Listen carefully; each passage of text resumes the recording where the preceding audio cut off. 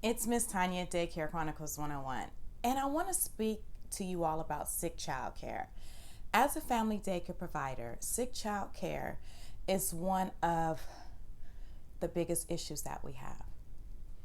As a parent, when you make the decision to send your child to care, and they're between the ages of newborn to 5, you must realize that this is the sickest time of a child's life because they are building up their immune system when you place them in daycare. Daycare is needed. Parents have to go to work. Providers, we keep our homes clean. We keep our facilities clean. We do what needs to be done for the most part for our clients and for our health and safety as well. When a parent decides to send their child to daycare, I always ask them, who's going to care for your child when they become sick? Who's going to care for your child when they have a cold? Who's going to care for your child when they have a runny nose and a cough? Who's going to care for your child when they're too sick to come to daycare? A lot of parents and providers don't think about this. You cannot have a sick child running around daycare infecting everyone else. We can't prevent everything. Colds are going to happen. Runny noses are going to happen. These are things that just come along with early childhood. A lot of the hospitals offer sick child care.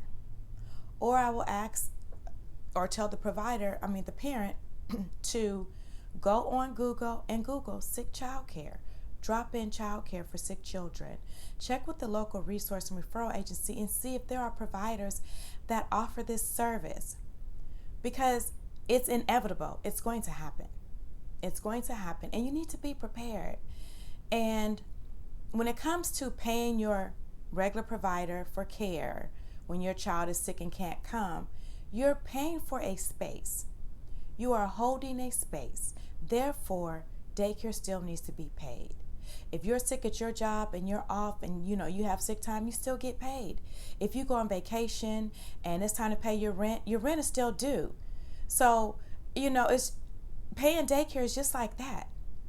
A lot of parents don't understand that, but providers need to have it in their contracts that whether your child comes or not, payment is due because you are securing a space for the child to be able to come back, to return. Sick child care is just really, really difficult, especially when parents say, oh, it's just allergies. And it could just be allergies. But the allergies can't be running all day at daycare. We have other children that we're dealing with. Wiping your child's nose all day, it's just not going to work out for the daycare provider when there may be 4 or 5 or 6 or 8 other children there. That's just not going to work. So as a parent, you have to make a decision. Do you want a large family daycare? Do you want a small family daycare? Do you want to put your child in the center? Do you want to send your child where they just don't care about, the children being sick and just allow them to come? These are things that you have to think about. And now we have COVID. So even with COVID now, that's another layer added up on there because everything is heightened now.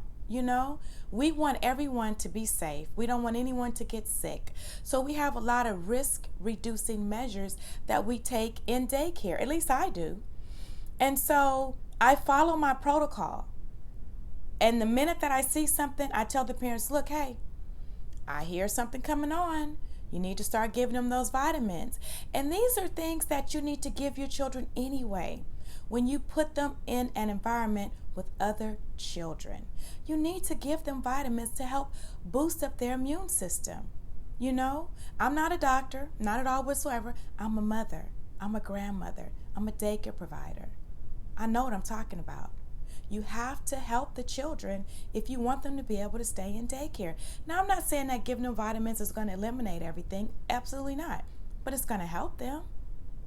So speak with your physician about what type of vitamins, you should be giving your child.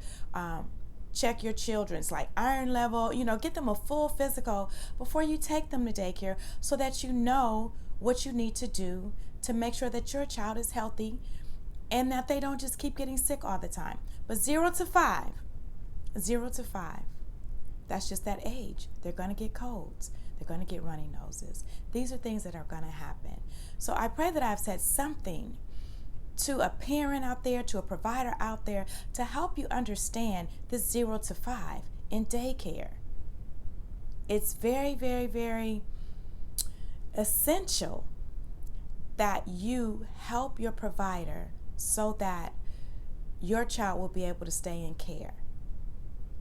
If you're a parent that just doesn't want to give your child anything and, I don't want to do this, I don't want to do that, then daycare may not be the place for them. Or unless you have alternate care and they have someone where they can go to.